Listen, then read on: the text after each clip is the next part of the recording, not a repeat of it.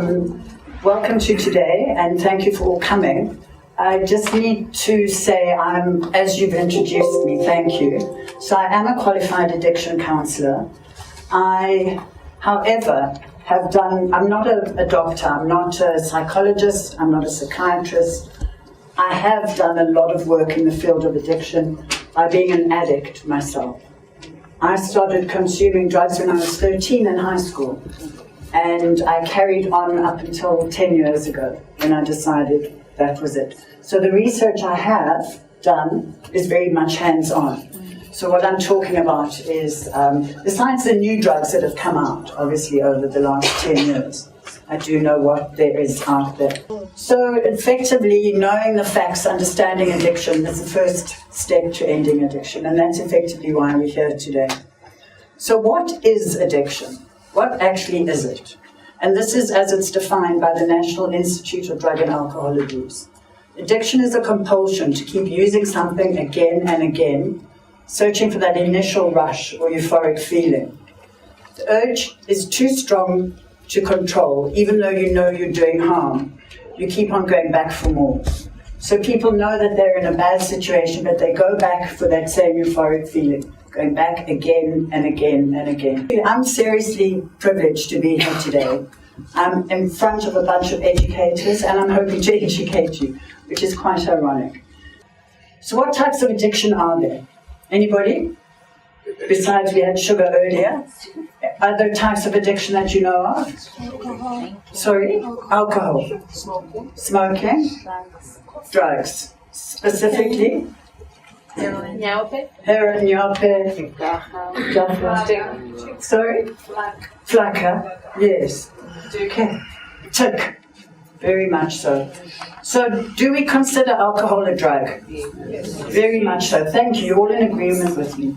When I was doing these talks at Supersport, they were like, alcohol's not a drug. It is. It's a drug in liquid form. It's mind and mood altering. It's dangerous because it's legal. So, I just want to go on to the most dangerous drugs we've got out there. Alcohol's right at the top. And we've got heroin underneath it. Then you've got your crack cocaine, methamphetamine, cocaine, tobacco. Tobacco's quite high up there. Amphetamine, marijuana, GHB, benzos, ketamine, methadone, methadone, butane, anabolic steroids, cat, ecstasy, LSD. Our drugs aren't on there. Our nyape and our tip sugars longer. They're not on there, but we will discuss them, because they actually are on there. Okay. Those very powerful words. The opposite of addiction is connection. And we will, especially in the rehab, everybody comes, but I've got to do tough love. I've got to let them hit rock bottom. Let them suffer. Personally, I'm completely the opposite. Fair enough. If you've got a kid, he's stolen granny's savings, he's taken a microwave, a cell phone, let him go on the street. But go and feed him. Give him food. Reach out. Connect. It's the same thing in the classroom. Make your classrooms rat park. Make your children want to be there. If the one guy's zoning out and looking out the window, connect with him. Bring him back in. He's zoning out for some reason. Maybe he's got problems at home.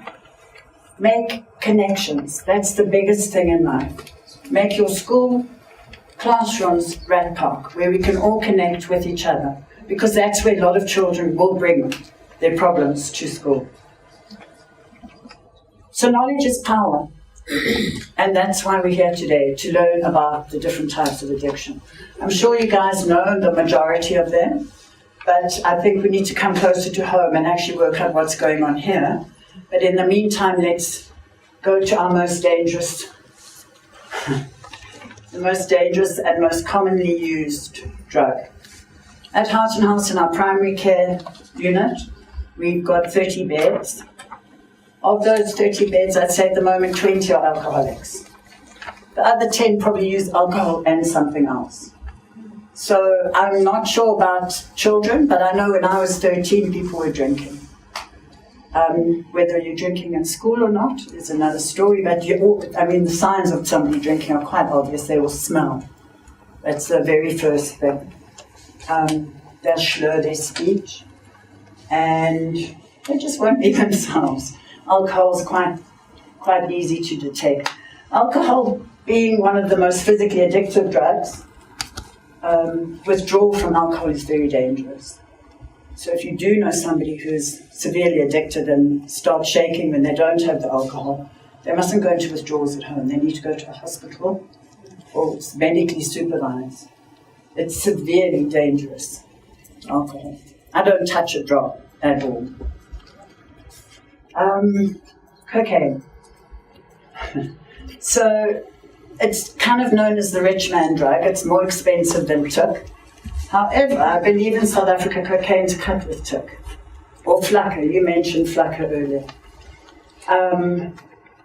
It's a speed. It's a pick-me-up. I doubt we get full genuine cocaine in South Africa, but the symptoms of somebody being on cocaine is that they would be very animated. Maybe twisting mouth, shaking hands, because their bodies have been speeded up. They won't be able to pay attention, although it's similar to being on Ritalin. But if somebody does have ADHD and they are on Ritalin, it's a drug doing what it's supposed to do. So they don't get speeded up, they just get that concentration link. But cocaine does have the same stimulation as Ritalin or Concerta, which can be abused as well by people who don't need it. So there we go, he needs 3.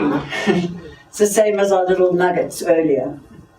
One is never enough when it comes to drugs. So methamphetamine, this is effectively our took that we have in South Africa. It's a cheap form of speed. Yes, actually, I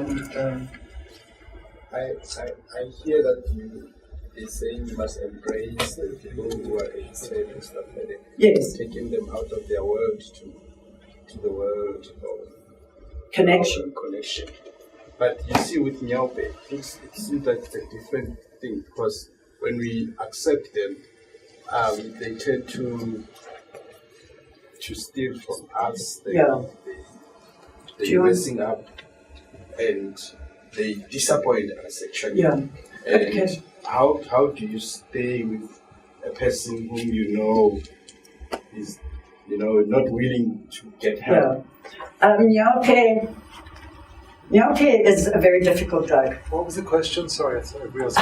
The question was, how do you actually deal with a Nyope addict? Because and why should we connect with them? Because they're stealing, they're not trustworthy. A lot of people on Nyope are on the streets for that simple reason. But what I'm saying, and if they're going to keep on stealing and fighting and carrying on, then they need to leave. They need to leave home. But once a week, go and check up on them. Take them a meal. Just connect. They might not know it's you because they're so out of it. But just connect at least once a week. They might be ready one day and you've reached out and they can come back. There is a way back and we're going to get there. Okay. How do we help the community? Because it looks like in a township we have something like 60% of the youth is now into this track.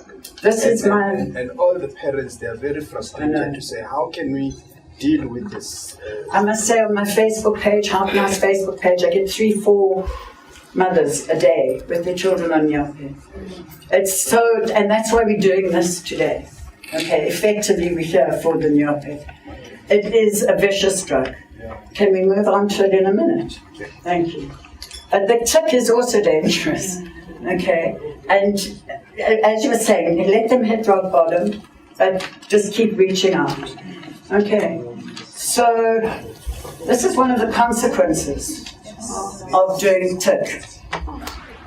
And it's not an exaggeration. I've got 13 dental implants because I'm fortunate to have a medical aid from my years of drug abuse.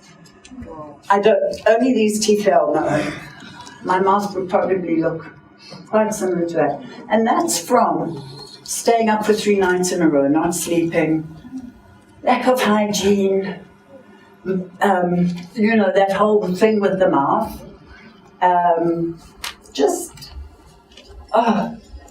It's terrible. It really is terrible. So smoking cigarettes. It was high up there. I think it was number 5. You're not only harming yourself, you're harming others. So in the classroom, you can start with the cigarettes. Nobody needs to smoke. And now vaping, this is the thing. Everybody look like they're on a crack pipe. And no matter what you inhale, if it's tobacco, if it's these juices, you're inhaling something into your lung. It can't be good for you. It really can't. Whatever you inhale is going to go and sit in your lung.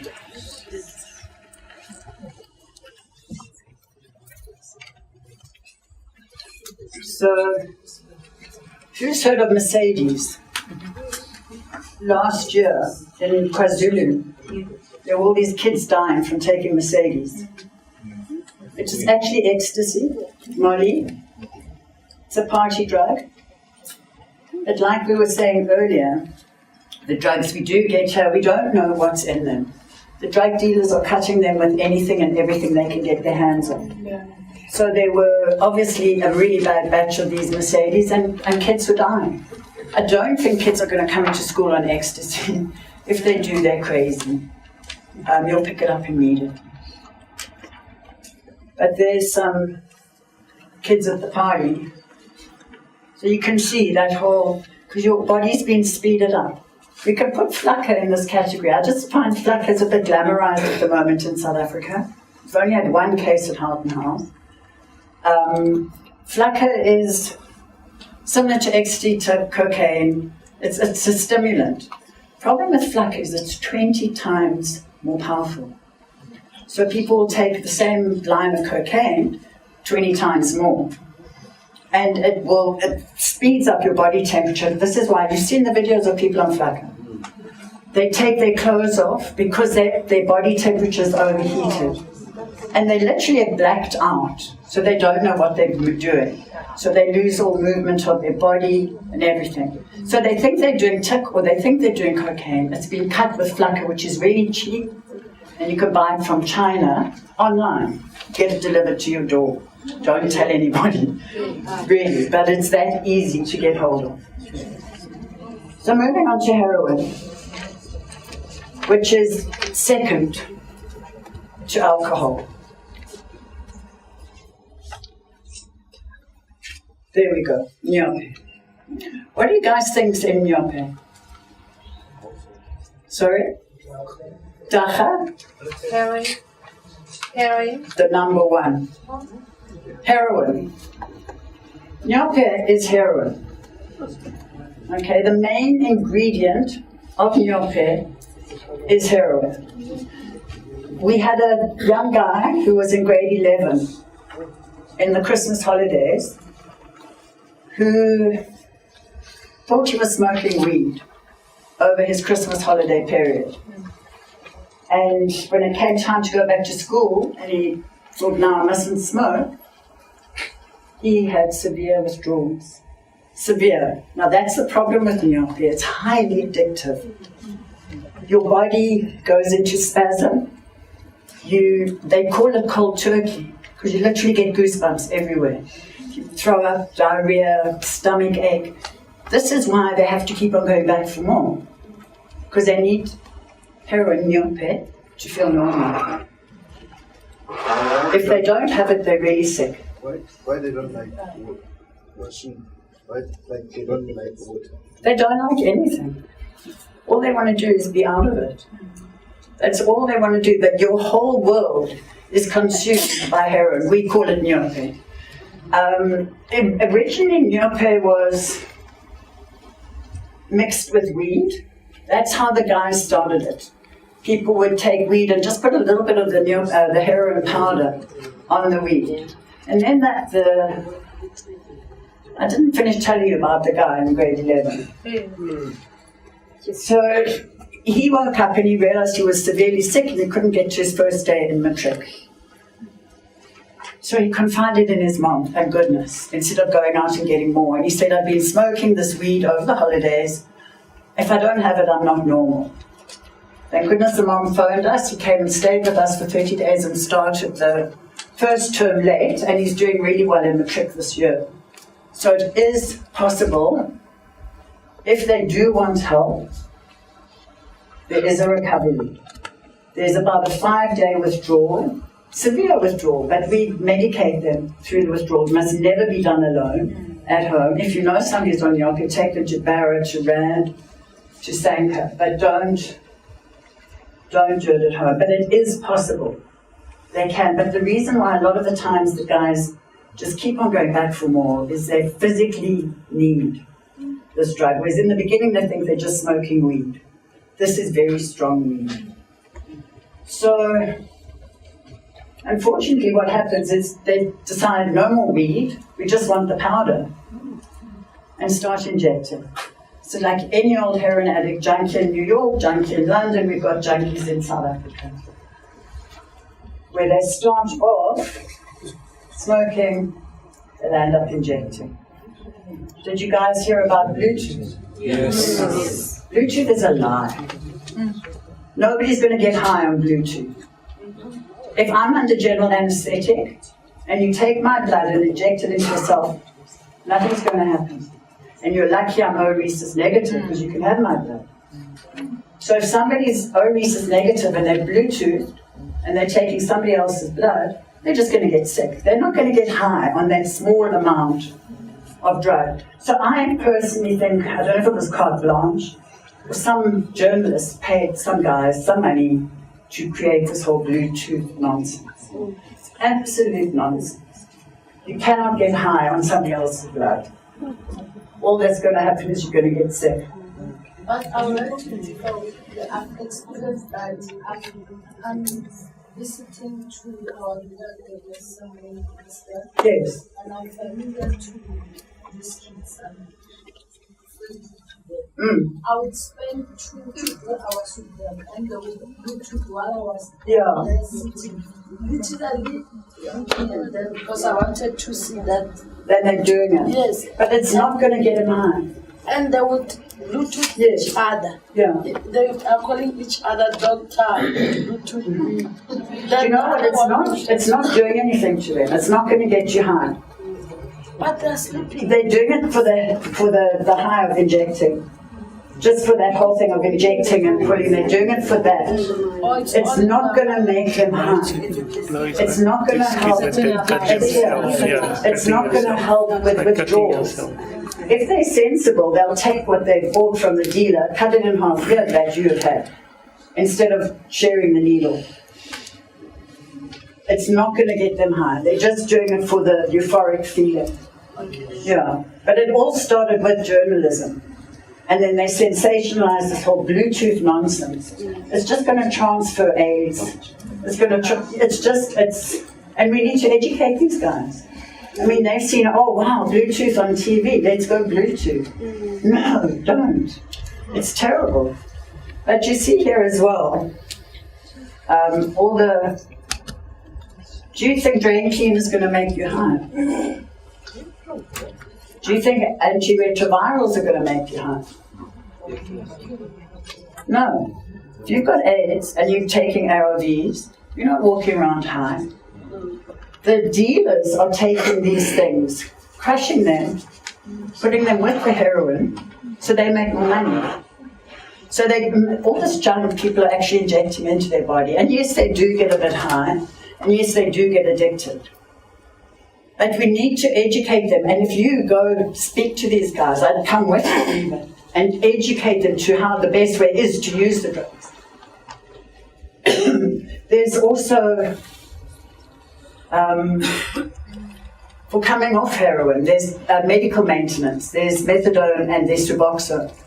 So if somebody starts going into withdrawals and you're worried, you can take them to hospital. They've given some methadone to hold back on the withdrawals until they can wean them off, and they lower the dose of the methadone or the Suboxone.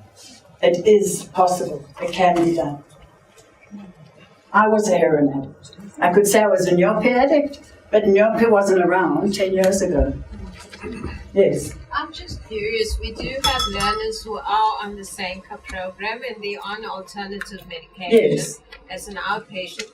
But I'm just wondering, what happens in a situation where you're on the alternative medication and you inject yourself. There's something in the medication that you don't get high of the heroin. It's a blocker.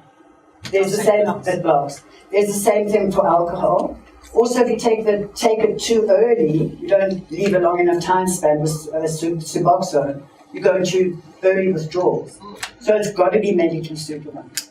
And is that why people say after they've been on this whole detoxification program, that when they want to get addicted again, they've got to take higher doses? No, that's what causes death. Immediately. People leave rehab thinking, okay, great, let me go back to what I used to do, and even more. You're dead. Instant overdose. Yeah. Instant overdose. But the medical maintenance needs to really be supervised. But they also sell it on the street. And then they abuse it and use it to get high. So like an antidepressant, it needs to be used in that way. Okay. Any other questions on your? Is it the same thing as Wonga? Yes, and sugar, Mashuga, Wonga, same stuff. It started with weed. And just like mandrax, remember the white pipes? Where they used to crush the mandrax? Heroin was cheaper than mandrax, and mandrax is not that easy to get hold of. So that's effectively how it came about. Yeah. Yes? Do they add latex? They do. They do. But you're not going to get high on latex, you're going to get sick. It's the dealers that do that. With cocaine, they use baby laxative because it's white. That's why a lot of people, when they take cocaine, they need the toilet. But it's what the dealers are cutting it with. The dealers don't sell a good product. They really don't. We need to let our children know this. Yes? I hear you say cutting a lot. Yes. What exactly do you mean? Okay, so when, say you have a gram of cocaine, if you're a drug dealer, you can make it into 4, get some Ratix, get some ARVs, crush them into a powder, and then mix it. So it's not as strong as it was, but they've made it go further so they can make money. Instead of selling 1, now they're selling 4. So it's pretty much the same concentration of the drug, but just split. Split, exactly. And this is why they're overdoses, because one dealer's not going to split it the same as another. Sure. So one guy's is stronger than another guy. And he thinks it's been cut that bad, or he doesn't know, instant overdose. Do they recover from milk? Yes, I am. I've recovered from yoga. Sorry? How did I do it? I went to rehabilitation. I went to Houghton House. Yeah. For how long? I was in Houghton House for about 3 months. Yeah, it is possible. You know, everybody thinks once you're in Nyope, we give up. I'm coming to you now. I just want to know, some drugs are very addictive. One take you addicted. No. No. What's the situation? Never one taken addicted. Never. Never. It's like saying I'm having a whiskey, I'm addicted. Never one taken addicted. If you're going to get addicted to Nyope, you've got to be doing it every day for at least 7 days. And then you're physically addicted. To get physically addicted to alcohol, is people who wake up in the morning and drink. If they don't have a drink, they start shaking. But it takes a while to get to that state. Yeah. Okay, I've heard that Nyope differs from province to province. Yeah. The case is not the same as But the basic ingredient is heroin. It doesn't matter what they cut it with. The basic ingredient of Nyope is heroin. What does Nyope mean? Does anybody know the name Nyope? What is it? Where does it come from? I wish I could find out. Any other questions there you wanted? Okay, it's more like a comment, not Yes. really a question, and totally 100% I agree with everything you've said. But from another training I attended a while ago, Yes. if I can make a comment that will also contribute to some of the questions I heard Yes, when thank someone you. asked about to get better with Nyope. One of the psychologists mentioned the fact that it's a bit hard because with Nyope, because of all the mixture. Remember when you said all the junk they put in by different dealers? Because if you are a dealer and you put more of the ARVs and I put more of rat poison and she puts more of I don't know what, the minute you have a patient in the hospital, sometimes they even battle treat them because you can't even find the. It's easier when someone comes with the heroin in the purest form, then they can know how to kind of. There's going to be no withdrawals. Yes, but then when they put all those junk up Okay, there. but if you're taking ARVs, Yes. you're not going to have withdrawals. No. If you're taking rat poison, the more you take, you're just going to get more sick on poison. On poison, yes. If you're crushing the tubes of the TV, which they do as well, you're not going to get So sick. now figuring out. The only thing that's going to happen is your brain is going to be damaged, severely damaged. So what we do, the first 5 days we take people off the drug. The rest of the time, in 30 days, we teach people how to live without the drug. No, most of the time people have something which we call comorbidity, which is people are depressed or post-traumatic stress or ODD, ADD. There's always a dual diagnosis. So then the psychiatrist will treat the mind while we're treating the brain to learn to live without the drug. But what it's cut with is really, it's quite irrelevant, actually. Does that make sense? Yes, it does. Yeah. Okay. Just to tie in with what you just said about the other elements, so it could be depression or something to like a mental health challenge. Do you think that some people are just more susceptible to becoming addicted than others? Oh, absolutely. Absolutely. Addiction's a disease. It's hereditary. It's learned behavior. Also, it's because you're going back for more. So then your brain's addicted. You've actually caused your own disease. Yeah. So yeah. And also a lot of time people self-medicate. Because they're depressed, you have some cocaine, you're happy. So that's it. Yes. I just want to know with the date rape drug, GHB. Yeah. What is the main ingredient in that, and why is it that they could lose consciousness so quick? Okay, we've got Rohypnol and we've got GHB. Rohypnol is a sleeping tablet. And GHB, I actually don't know what it is, but I used to take it myself.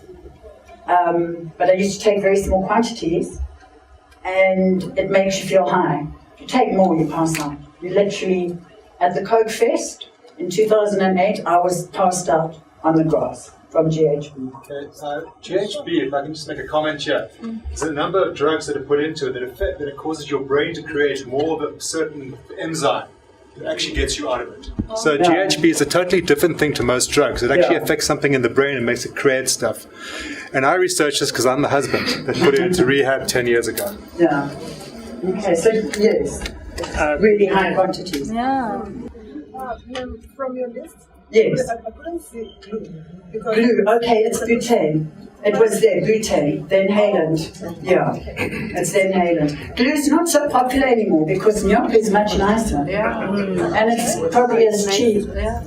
Glue used to be big, used to see in public, not anymore. It's very, yeah. Okay, so we can come back to more questions. Okay. Just want to check, does the Nyaupe people commit suicide? Does it lead to suicide? Yeah, I'd say so. Definitely. Because they're really freaked out, they're depressed, they can't get off the drug, they can't get help, people don't like them. That's when they get to that rock bottom. They could either overdose or jump off a building or, yeah. I just want to find out about hallucinogen drugs like mushrooms. Yes. There's been a case of a student who jumped off the building thinking, I don't know where she was. Yeah. What happens to the brain when one is under mushrooms? Okay, mushrooms the same thing as LSD. It's an hallucinogenic. Yeah, mushrooms, LSD, very similar, same as the cactus plant in America. But mushrooms, they seem to think it's not. It's at the bottom of the list, the very, very bottom. But I took it off the list because there was another heroin substitute down the bottom. So that was wrong. But yeah, mushrooms will create hallucination. They think they're a bird, they can fly. And that's that. Okay. All right, so marijuana. The safe drug. The drug that's going to be legal soon. Really? Really? Yeah, man. Is marijuana safe? No. It creates psychosis, severe psychosis, where some people don't come back from these psychotic episodes.